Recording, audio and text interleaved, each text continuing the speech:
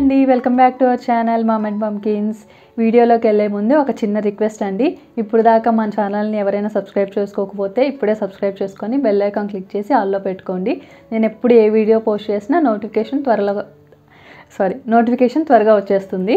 Late చేయకుండా వీడియోలోకి వెళ్ళిపోదామండి. వీడియోలో ఏంటంటే మాకు ఎలా కలర్ కోడ్స్ ఇచ్చారు, మేము ఎలా కలర్ కోడ్స్ని ఎలా సెలెక్ట్ చేసుకున్నాము అదంతా వీడియోలో చెప్తాను మీకు. ఇప్పుడు అసలు మిస్ అవ్వకండి, ఎక్కడ స్కిప్ చేయకుండా చూడండి. అండ్ వీడియోని లైక్ చేయడం మాత్రం అసలు మర్చిపోకండి, ఎందుకంటే ఇలాంటి ఇంటీరియర్ గురించి ఎవరికైతే అవసరం ఉంటుందో వాళ్ళందరికీ వీడియో రీచ్ అవ్వాలి కదా. ఎంత ఎక్కువ లైక్స్ వస్తే అంత త్వరగా రీచ్ అవుతుంది అందరికీ. అండ్ లాస్ట్ వీడియోలో వాల్ పెయింటింగ్స్ గురించి వీడియో చేశాను కదా, దాని కింద అందరు కమెంట్ చేస్తున్నారండి కాస్ట్ ఎంత అయింది అని. మేము ఇక్కడ బిల్డర్కి ఇచ్చాం కాబట్టి బిల్డర్ కాస్ట్ తెలియదండి మాకు. కాకపోతే ఎవరైతే బయట చేయించుకోవాలనుకుంటారో, బయట కాంట్రాక్ట్ ఇస్తారో పెయింటింగ్ది, వాళ్ళకి 10,000 ఇస్తారంట బిల్డరు. ఇంకా ఎక్స్ట్రాగా వాళ్ళకైతే బయట కొంతమంది చేయించుకున్నారు, వాళ్ళకి 60,000 40,000 అలా పడిందంట పెయింటింగ్స్. మాకైతే ఎంత పడిందో తెలియదండి, ఎందుకంటే ఇవ్వడం అయితే 10,000 ఇస్తున్నారు, కానీ అదే మనం వాళ్ళకి వర్క్ ఇస్తే ఇంకా ఎక్కువ తీసుకుంటారు కదా, అందుకని మాకు క్లారిటీ లేదు ఎంతో. నేను లాస్ట్ వీడియోలో కమెంట్ చేశానండి, ఎంత అయింది అంటే 18K అని పెట్టాను. ఎందుకంటే మాకు వాల్ పెయింటింగ్స్కి 8,000 తీసుకున్నారు, 2 వాల్స్కి అండ్ సీలింగ్కి కొంచెం అక్కడక్కడ డిజైన్స్ వేశారు, స్టార్స్కి మూన్కి అలాగే వేశారు. గడప పెయింటింగ్తో సహా మొత్తం 8,000 తీసుకున్నారు.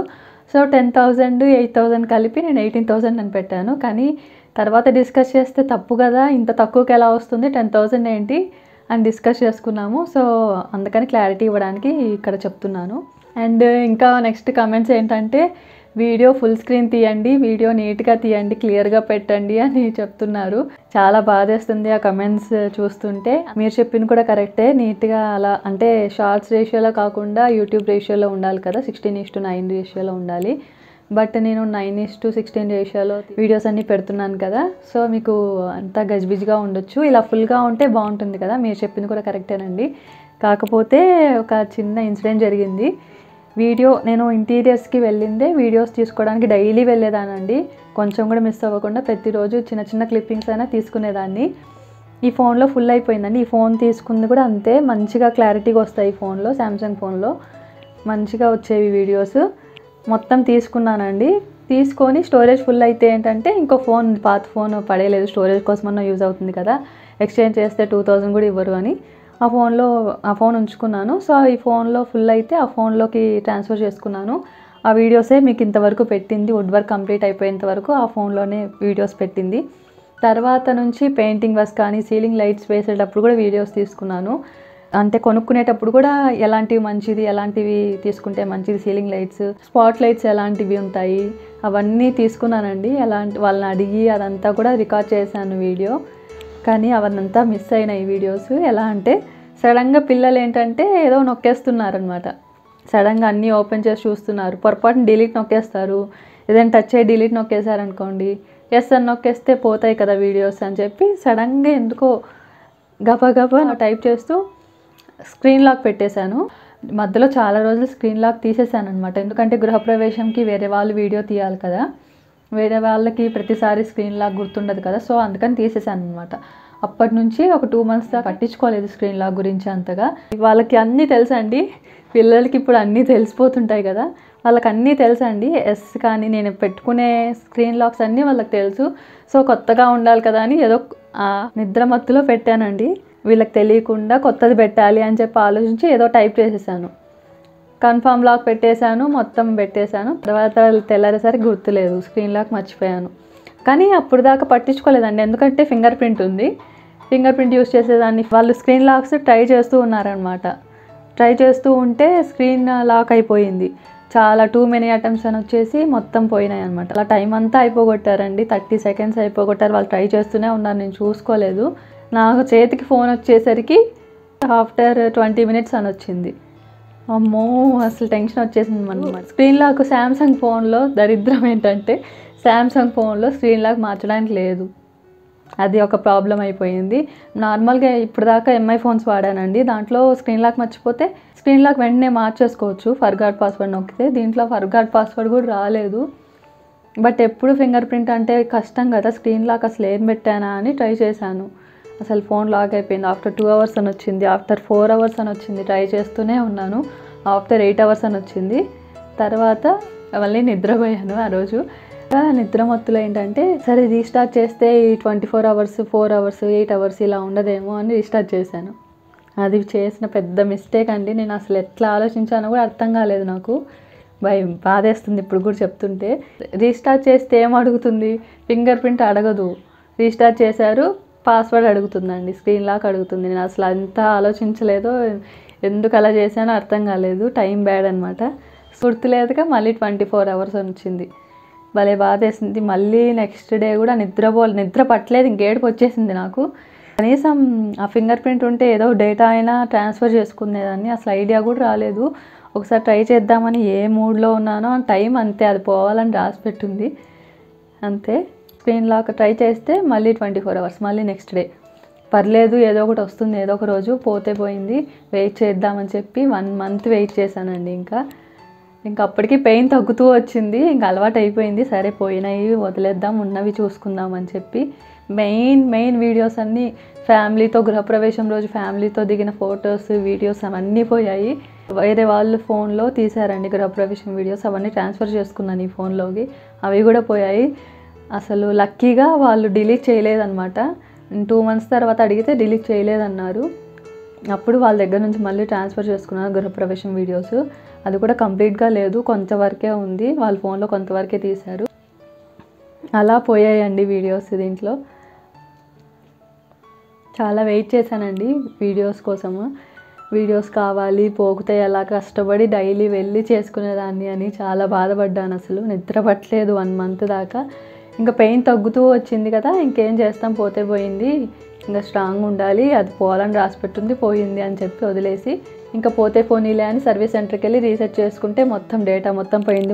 వాళ్ళు నా మొహం చూసి మనీ కూడా తీసుకోలేదండి, ఫోన్ రీసెట్ చేసి ఇచ్చారు, మనీ కూడా తీసుకోలేదు. దీనికి మనీ ఎందుకులేండి అని అప్పుడు కూడా అడిగాను, డేటా వస్తుందా సార్ ప్లీజ్ ట్రై చేయండి అంటే రాలేదు. అసలు అంత పిచ్చి పని చేశానమాట. అసలు ఇప్పుడు వచ్చిన రెస్పాన్స్ చూస్తుంటే అవన్నీ వీడియోస్ ఉంటే ఇంకా మీకు హెల్ప్ అయ్యేవి కదా అని చాలా బాధేస్తుంది. అసలు మంచి రెస్పాన్స్ వస్తుంది, చాలామందికి యూజ్ అవుతున్నాయి వీడియోస్.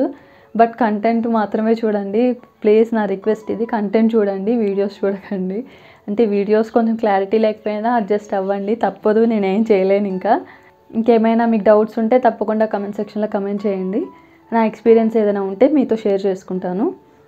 అలా వీడియోస్ పోయాయి అనమాట. నేను కావాలని చేయట్లేదండి, వీడియోస్ పోయాయి కాబట్టి. ఈ వీడియోస్ కూడా ఎలా వస్తున్నాయంటే కొంతమంది ఫ్రెండ్స్కి ఇలా ఉంది మా ఇల్లు, ఇలా వర్క్ జరుగుతుంది అని వాట్సాప్లో షేర్ చేసేదాన్ని. అందరినీ అడిగితే ఏమైనా డేటా ఉంటే ఇంటికి సంబంధించినవి పంపించండి అంటే వాళ్ళు పంపించినవి మీకు వీడియోస్లో చూపిస్తున్నాను. అందుకే మీకు క్లారిటీ లేకుండా, క్లియర్గా లేకుండా ఉండొచ్చు, ప్లీజ్ అడ్జస్ట్ అవ్వండి. అందుకే రిప్లై కూడా ఇవ్వలేదండి. ఏమని రిప్లై ఇవ్వాలో అర్థం కాలేదు. అసలు ఇన్సిడెంట్ ఏందో మీకు చెప్పాలి, మీతో షేర్ చేసుకోవాలని చెప్పి మీకు ఇలా వీడియోలోకి వచ్చి చెప్తున్నాను. మీకు ఇదంతా చెప్తే సుత్తి అనుకున్నారేమో, కానీ ఇన్సిడెంట్ చెప్పాలి కదా మీకు, అందుకని షేర్ చేశాను ఇదంతా, అంతే. ఈ వీడియోలో ఏంటంటే మీకు కలర్స్ ఎలా సెలెక్ట్ చేసుకోవాలి అని చెప్తాను వాల్స్కి. అంటే మాకైతే బిల్డర్ ఇక్కడ కలర్స్ అన్నీ కోడ్స్తో సహా వాల్ మీద పేస్ట్ చేశారండి. మీకు క్లిప్లో చూపిస్తాను నెక్స్ట్. అలా పేస్ట్ చేశారనమాట, దాంట్లో సెలెక్ట్ చేసుకోవాలి. బట్ ఇంత చిన్న పీసెస్గా కట్ చేస్తారు వాళ్ళు.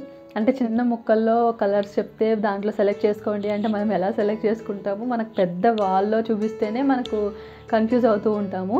అలాంటిది ఎలా సెలెక్ట్ చేసుకుంటాను చెప్పండి. నాకు తెలిసిన ఫ్రెండ్ ఏం చెప్పారంటే ప్లే స్టోర్లో యాప్ ఉంటుందంట, ఏషియన్ పెయింట్స్ యాప్. చూసి డౌన్లోడ్ చేసుకున్నాను అనమాట. ఏషియన్ పెయింట్స్ యాప్లో ఏంటంటే సెర్చ్ బార్లో సెర్చ్ చేయాలండి మనకి ఏ కలర్ కావాలి అనేది. మా కలర్ కోడ్ అంటే 8483 అనుకుంటా. సెర్చ్ చేస్తే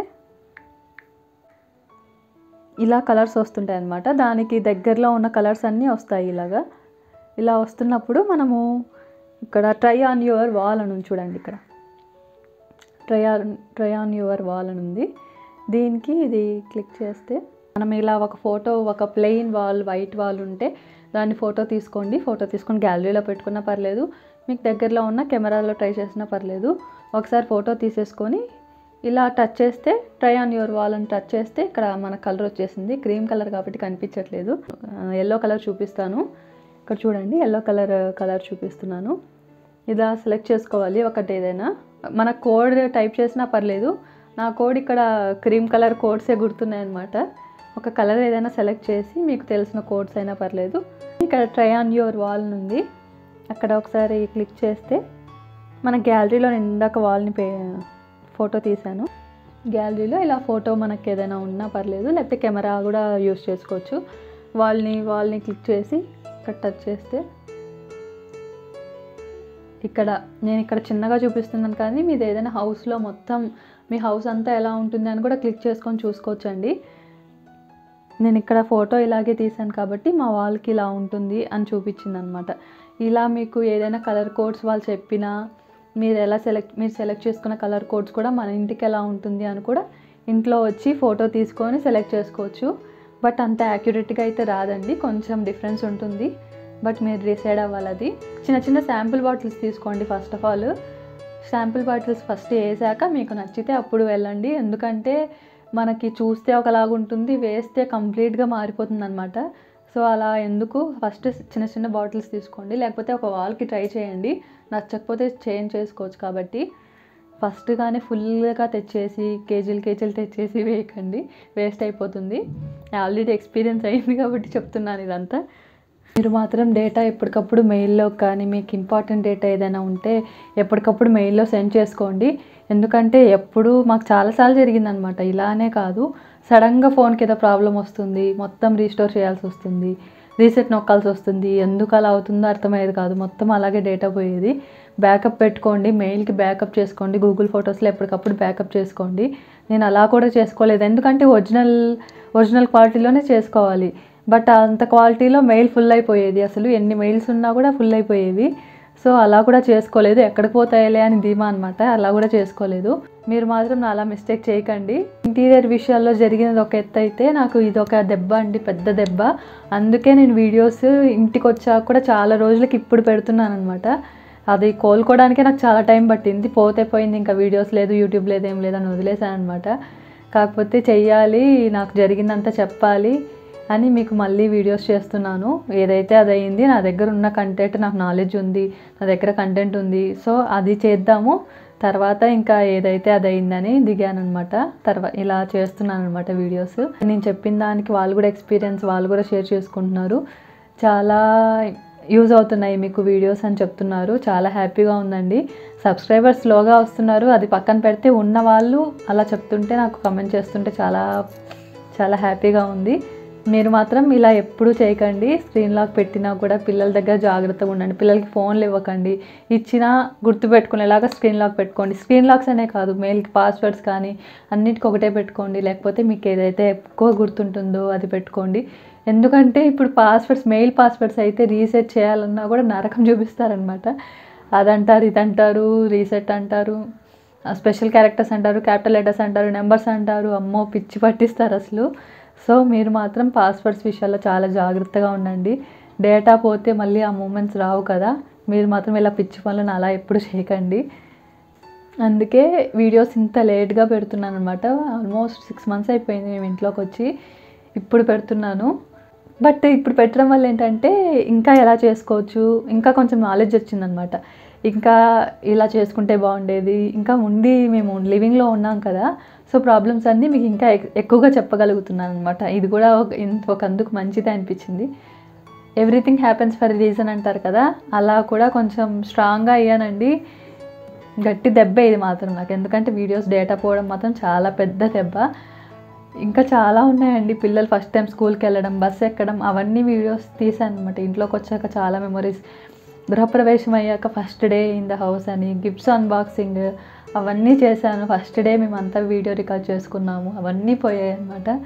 ఇంత గట్టి దెబ్బ నుంచి కోలుకోవడం ఇది ఒక మంచి ఎక్స్పీరియన్స్ అనమాట, స్ట్రాంగ్గా తయారవ్వడానికి. ఇంకా చాలా చాలా కంటెంట్ ఉందండి. ఇంట్లోకి వచ్చాక కూడా చాలా ప్రాబ్లమ్స్ ఉంటాయి కదా, అవన్నీ కూడా షేర్ చేస్తాను. అస్సలు మిస్ అవ్వకూడదు మీరు అవన్నీ. నాకు తెలిసి ఇవన్నీ ఎవరు చెప్పరండి. ఇంట్లోకి వచ్చాక ఏమేమి ప్రాబ్లమ్స్ ఫేస్ చేయాలి, ఎలా చేయించుకుంటే మంచిది అనుకున్నానో, నేను ఎలా అనుకున్నాను.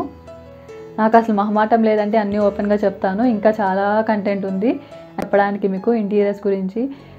ఇంట్లోకి వచ్చాక ఇంకా నా ఎక్స్పీరియన్సెస్ అన్నీ చెప్తాను. చాలా యూస్ఫుల్ వీడియోస్ రాబోతుంది. అసలు మిస్ అవ్వకుండా ఉండాలంటే మా ఛానల్ని ప్లీజ్ సబ్స్క్రైబ్ చేసుకోండి. సబ్స్క్రైబ్ చేసుకొని సపోర్ట్ చేయండి. Thank you so much for watching అండి. Bye bye.